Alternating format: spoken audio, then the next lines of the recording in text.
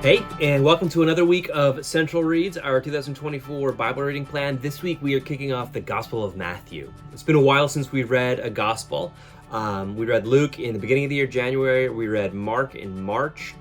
And so we're back at it. This is, the Gospel is one of the stories of Jesus' birth and his teachings and his miracles and his death and resurrection. So I'm excited to kick off the Gospel of Matthew. Make sure to watch the Bible Project's videos on Matthew. They're phenomenal.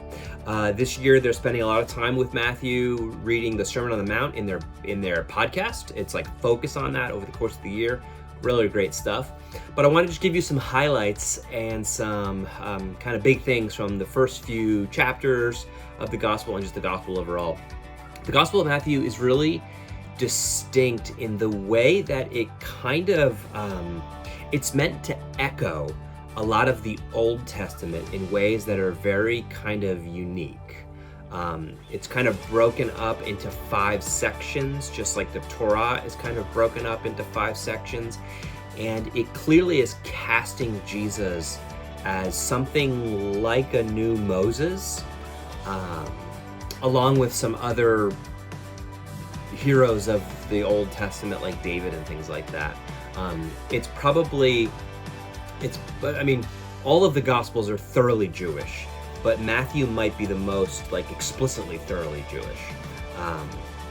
We've read a lot of kind of the highlights from Exodus and from some of the king stories and from Judges and Numbers and Deuteronomy, like things like that.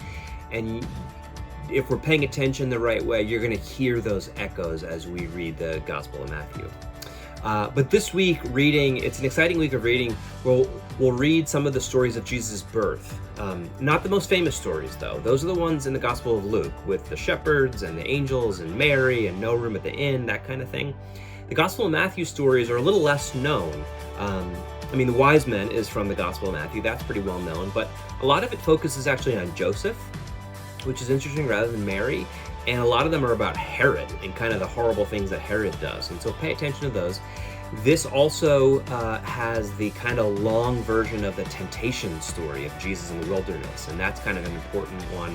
Remember how the Israelites spent 40 years in the wilderness and were tempted before they got out.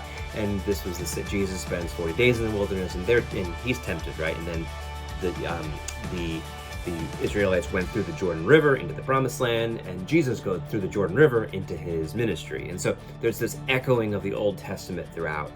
But the reason the first week of reading, and a little bit from next week, it really stands out is because of the Sermon on the Mount, which the Gospel of Luke has a small version of the Sermon on the Mount, but it's Matthew's version that is, 3 full chapters, chapter 5, 6, and 7. And it is just fantastic and dynamite and just it's so challenging, it's so convicting.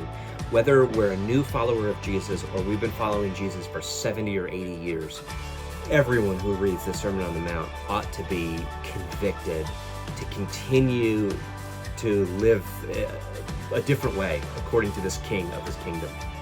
It's so countercultural, it's so upside down, and it's so convicting.